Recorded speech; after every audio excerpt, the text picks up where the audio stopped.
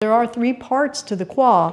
The upper qua is the top of the pelvis, your hip joint, the actual hip is the lower qua, and then there's this middle area. And the middle area is actually the most important part.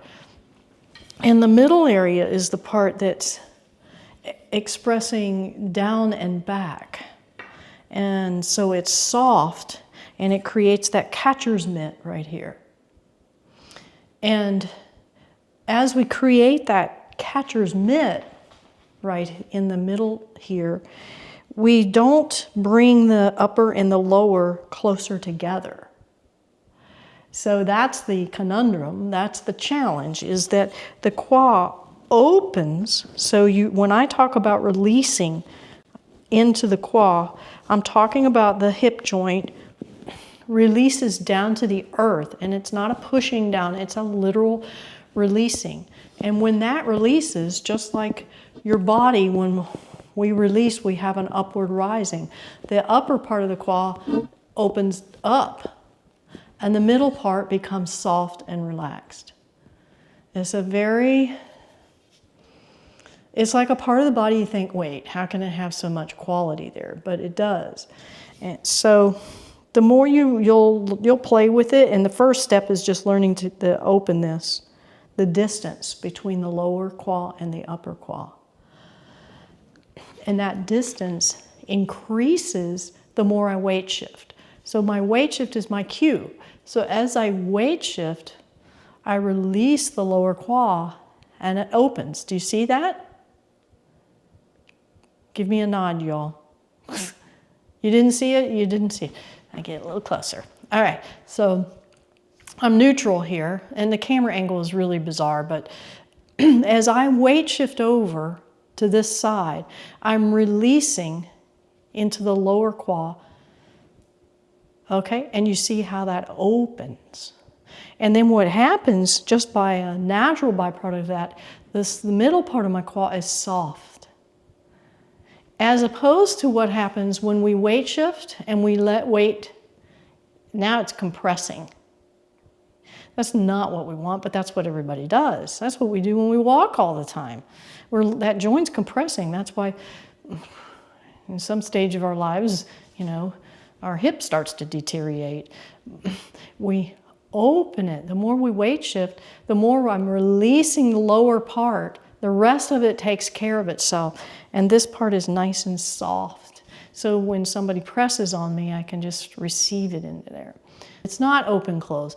It's open, open, open, open, open, open, open. Because as long as these are open, my back is open, everything is open. I'm in the state of song.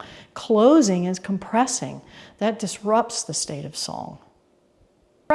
And when we close anything, we limit the amount of space we have to work with. So is it easier to push on something that's close together or something that's further apart? Close together. So I would observe their shirt and I would feel it in their body and I would feel which qua is closing, and then that would be the side that I could take advantage of. But for us, for our posture, go ahead and stand up and try it. Even if you just have no idea how to open the qua, or even if you want to implement a little bit of effort in opening the qua. So put your fingers or your hands at the lower qua. So that's the first thing, knowing where the heck that is. So if I were to lift my leg up, it's where the crease is. It's where the actual hip joint is. So if you're up here, you're too high. It's down here. And in Chen Tai Chi, that's where we put our hand. And I think they did that partly as a way of checking and seeing what the status of their qua was. So now, as you weight shift, let's weight shift to the right. And as you do, just imagine or feel that you're releasing the lower qua. It's just becoming heavier and communicating with the ground. And then stay there for a minute and just see if this opens up. And when this opens up, it cascades through the body. And this side is already open by virtue of our positioning, that we're more weight on the right. This side is open. You don't have to do anything with it. Okay, now weight shift to the other side, and the more you weight shift, the more you just let it go, let it go. Like your sit bone is going to the earth. So if we're weight shifting right, your body turns slightly right. And then this quad just releases down to the earth. Let it go. There's no tension there. My leg is, yeah, it's hard to communicate what I feel here. But it's about the release. And then the more I weight shift, the more I release. And there's just this opening. So the reason I say that your awareness really needs to be on the side that you're, in this instance, to open the quad, the side that you're weight shifting to, because you have to actively release. Whereas the non-weight shifted leg is already open.